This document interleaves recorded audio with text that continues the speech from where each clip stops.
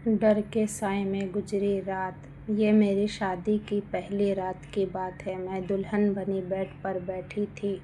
डर इस बात का नहीं था कि क्या होगा और कैसा होगा, बल्कि डर तो इस बात का था कि जिस शख्स से मेरी शादी हो रही है वो कैसा होगा। मैं उसे अच्छे से जानती भी नहीं थी। इससे पहले एक बार ही मिली हूँ। बस एक ही मुलाकात हुई है मेरी शादी से पहले, और वो भी कोई अच्छी नहीं थी। उसने मुझसे बहुत बदतमीज़ी से बात की थी। उसके बाद बात करने के तरीके से यह पता चल चुका था कि वो कोई अच्छा इंसान नहीं है। मैं समझ चुकी थी मेरी ज़िंदगी अब बर्बाद होने वाली है। यह उन दिनों की बात है। कॉलेज में पढ़ रही थी मैं। फिर एक दिन अचानक मेरे पापा ने मुझसे आकर कहा, बेटा टीना, मैंने आपके लिए एक रिश्ता देखा है और मैंने आपकी शादी तय कर दी है मेरे फ्रेंड के बेटे के साथ। वो बहुत अच्छे लोग हैं और मेरे दोस्त है और बिज़नेस पार्टनर भी है, इसलिए उन लोगों को मैं बहुत अच्छे से जानता हूँ। वहाँ तुम बहुत खुश रहोगी। यह बात सुनकर मम्मी बहुत खुश हुई और मैं बहुत दुखी। मैंने पापा से कहा, ऐसा कैसे कर सकते हैं आप मेरे साथ? आप लोग आज तक आपने मुझे कोई चीज़ मेरे बिना पसंद के नहीं दिलाई। कोई भी ऐसा काम जो मुझसे जुड़ा हो आप मुझसे पूछ कर करते हैं।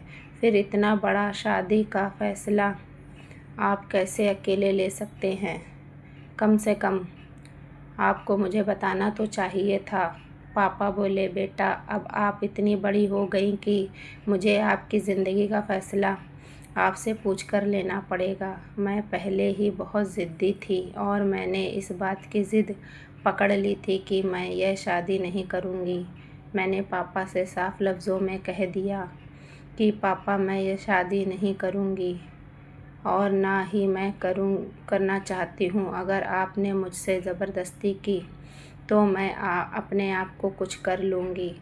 पापा बोले, तो फिर ठीक है बेटा, मेरी भी एक बात सुन लो। मैं भी तुम्हारा बाप हूँ। मौत से तो मैं भी नहीं डरता। अगर यह शादी किसी भी वजह से टूटी या तुम्हारी किसी हरकत से उन लोगों ने मना किया तो फिर मैं अपने आप को और तुम्हारी मम्मी दोनों को कुछ कर दूँगा। फिर इन सब चीज़ों की ज़िम्मेदार तुम होगी। और हाँ, ज़िद्दी तो मैं भी बहुत हूँ, क्योंकि तुम्हारा ही बाप हूँ। तुम मुझसे हो, मैं तुमसे नहीं। पापा ने ये कहा, आज से लेकर शादी तक तुम घर में ही रहोगी, घर से कहीं नहीं निकलोगी। कल तुमसे शनि मिलने आने वाला है, उसके साथ ढंग से रहना, बातचीत करना, उसको समझने की कोशिश करना, बदतमीज़ी नहीं करना। मैं तुम्हारी मम्मी से पूछूंगा आकर, अगर तुमने कोई उल्टी सीधी हरकत की तो फिर देख लेना। और हाँ, दोबारा मुझे धमकी देने की कोशिश भी नहीं करना। पापा ऐसा बोलकर चले गए। मैंने काफ़ी देर तक चिल्लाती रही, पापा प्लीज़ मेरी बात सुन लें, एक बार मुझे आपसे बहुत ज़रूरी बात करनी है। लेकिन पापा ने मेरी एक नहीं सुनी और वह वहाँ से चले गए। मैं काफ़ी परेशान थी। रात भर यह सोच रही थी, पापा से किस तरह से बात करूं कि मेरी बात मान ले, मुझसे एक बार बात कर ले। बहुत कुछ है बताने के लिए पापा को, लेकिन मेरे पापा तो मेरी एक भी बात सुनने के लिए तैयार ही नहीं हैं। अब मैं क्या करूं? किस तरह से पापा से बात करूं? यही सब सोचते सोचते पूरी रात निकल गई और मुझे रात में नींद नहीं आई। सुबह होते ही मैं यह डिसाइड कर चुकी थी कि कुछ भी हो जाए मैं सनी से नहीं मिलूँगी। ऐसा सोच ही रही थी कि थोड़ी देर में मम्मी दरवाज़े पर दस्तक देते हुए बोली, टीना बेटा, दरवाज़ा खोलो, सनी आने वाला है कुछ देर में, आप जल्दी से रेडी हो जाओ। मैंने मम्मी की किसी बात का कोई जवाब नहीं दिया और मम्मी ऐसा बोलकर वहाँ से चली गई।